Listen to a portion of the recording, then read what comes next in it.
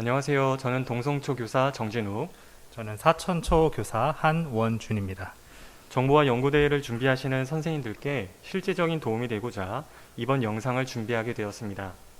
바쁘신 가운데서도 이렇게 연구활동에 열심히 참여하시는 선생님들의 좋은 결과를 기대하면서 먼저 저는 연구의 설계를 중심으로 지난 대회에서의 경험 및 노하우를 말씀드리도록 하겠습니다. 먼저 연구 설계란 말이 어려운데요. 설계를 디자인으로 보시면 더 쉽게 이해가 되실 것 같습니다. 즉, 선생님께서 연구하시고자 하는 주제를 어떤 과정을 거쳐 어떻게 진행을 할 것인지 디자인하는 것이 바로 연구의 설계인 것입니다. 여기서 중요한 것은 지금 화면에서 보시는 것과 같이 나의 연구의 목적에 맞게 적절한 실천 과제를 수립하고 그 결과가 효과가 있는지 검증하는 과정이 모두 일맥상통해야 한다는 것입니다. 연구를 하시다 보면 연구 실행 과정에 집중하다 보니 연구 설계를 충분히 고려하지 못하는 경우가 있습니다. 하지만 정교하게 연구를 설계하지 않을 경우 연구 목적에 어울리지 않는 실천 과제를 세운다든지 또는 실천 과제를 잘 운영했으면서도 그 효과성을 제대로 검증하지 못한다든지 하는 문제가 발생할 수 있습니다. 이와 관련하여 저희의 사례를 통해 설계의 방법을 설명드리겠습니다. 먼저 연구의 목적을 수립하시기 전에 먼저 충분히 연구의 필요성을 생각해야 합니다. 정보화 연구대의 취지를 고려했을 때 연구의 필요성은 당시 교육계의 중요한 이슈나 실제적인 문제를 중심으로 고민하시는 게 좋을 것 같습니다. 저희는 작년에 코로나로 인하여 정상적인 음악 수업을 진행할 수 없는 상황에서 새로운 음악 수업이 필요하다는 것으로 연구의 필요성을 상정했습니다. 이처럼 연구의 필요성이 분명해지면 자연스럽게 연구의 목적도 나오게 됩니다. 즉, 코로나 상황 속에서 정상적인 음악 수업이 어려워진 상황 속에서 포스트 코로나 시대에 대응하는 미래형 음악 수업을 제안하는 것이 본 연구의 목적이 되는 것입니다. 이어서 중요한 것은 미래형 음악 수업임을 확인할 수 있는 방법을 정하는 것입니다. 저희는 2015 교육과정을 고려하여 학생들의 음악 교과 역량 함양을 통해 확인하고자 하였습니다. 만약에 아무리 새로운 미래형 음악 수업을 개발하였다고 하여도 학생들의 음악 교과 역량에 실제적인 도움을 주지 못한다면 그 수업을 미래형 음악 수업이라고 자신 있게 말하기 어려울 것입니다. 이러한 효과를 저희는 음악 교과 역량의 함양으로 설정하였고요. 이는 이후에 효과성 검증 과정에서 이를 확인하게 됩니다. 이후 연구 목적을 달성하기 위해 세운 실천 과제를 다 진행한 후에 그 효과성을 검증하는 것이 중요합니다. 이는 크게 양적 검증과 질적 검증으로 나눌 수 있습니다. 양적 검증은 학생들의 향상 정도를 숫자로 확인하는 것을 말합니다. 즉, 학생들의 음악 역량을 숫자로 비교하는 것이죠. 질적 검증은 숫자로 확인하지 못하는 학생들의 음악 역량을 관찰이나 인터뷰 등의 방법으로 확인하는 것을 말합니다. 최근에는 두 가지 방법을 모두 사용한 호남 연구 방법이 많이 사용되고 있습니다. 양적 검증 과정에서는 다소 어려울 수 있는 통계적 검증이 활용이 됩니다. 그렇지만 통계적 검증은 연구의 일반화에 도움이 되기에 가급적 하시는 것을 추천드립니다. 그리고 이러한 검증을 통해 연구의 목적이 달성이 되었는지 최종적으로 확인할 수 있습니다.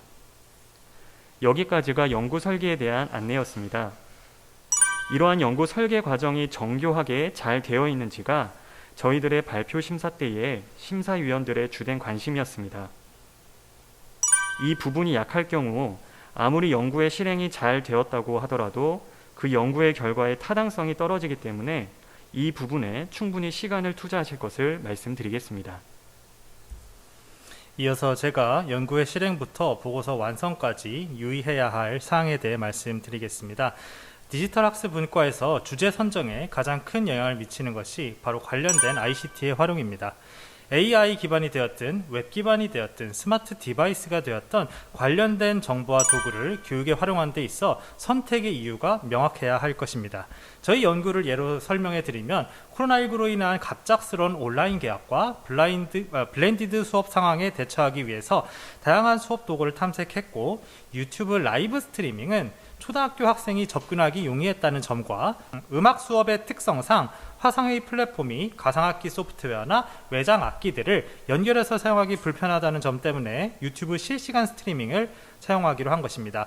다시 말해서 연구 목적 달성에 사용하고자 하는 관련 정보와 도구들이 어떻게 활용될 수 있는지, 어떠한 장점이 있는지를 부각하는 것이 좋겠습니다.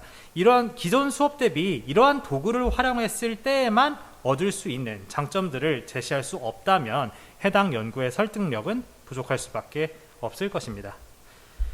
그래서 저희 보고서에서는 유튜브 실시간 스트림을 주요 도구로 선정할 이유를 그림과 같이 제시를 했습니다. 이에 대한 설명은 캐리스 유튜브 채널에 업로드된 저희 연구 사례 발표 동영상에 자세히 해두었으니 참고해 주시기 바랍니다.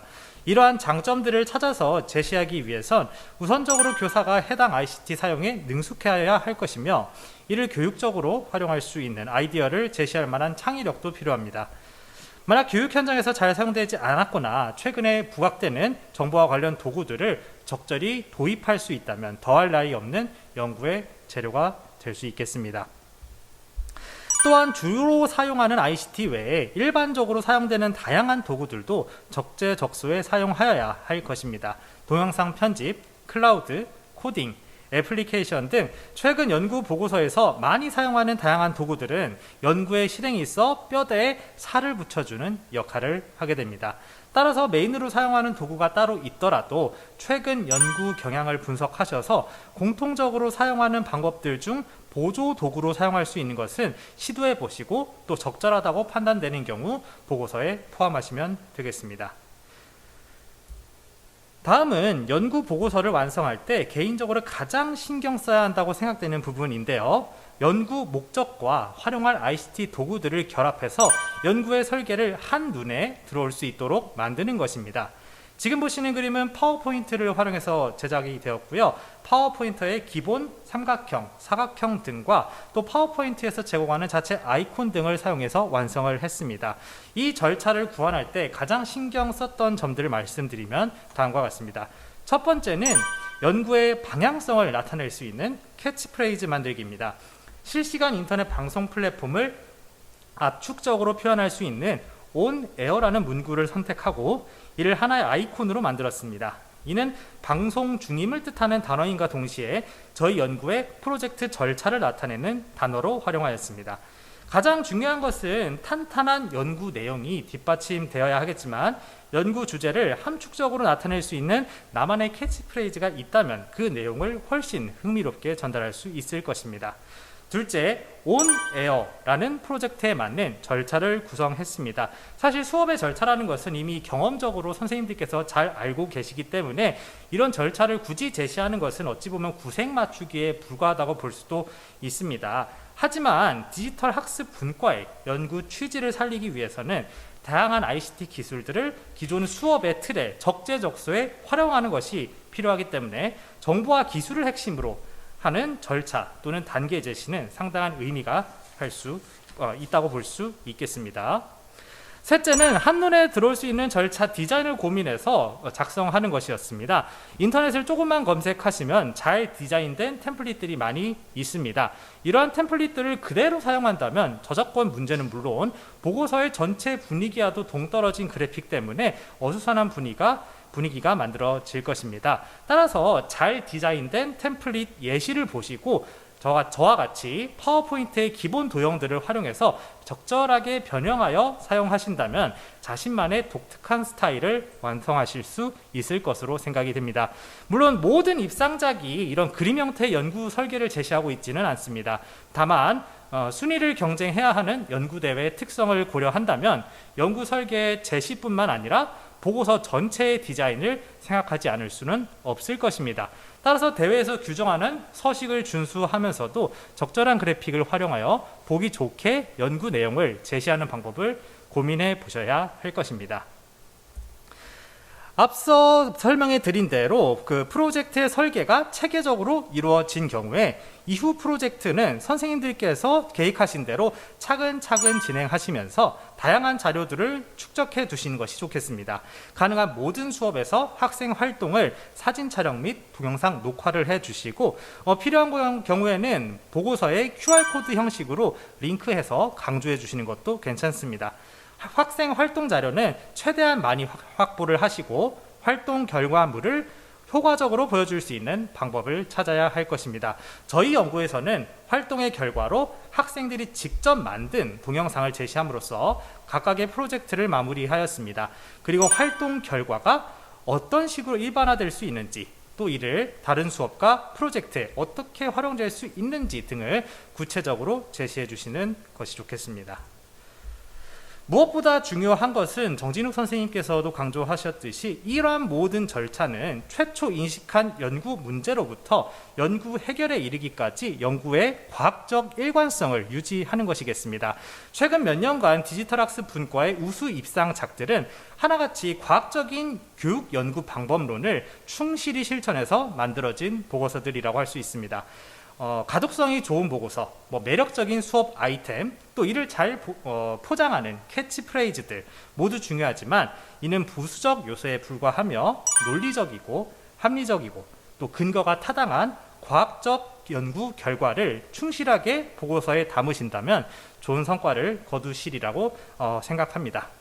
네, 이것으로 저희 발표를 모두 마치도록 하겠습니다. 긴 시간 시청해 주셔서 감사합니다.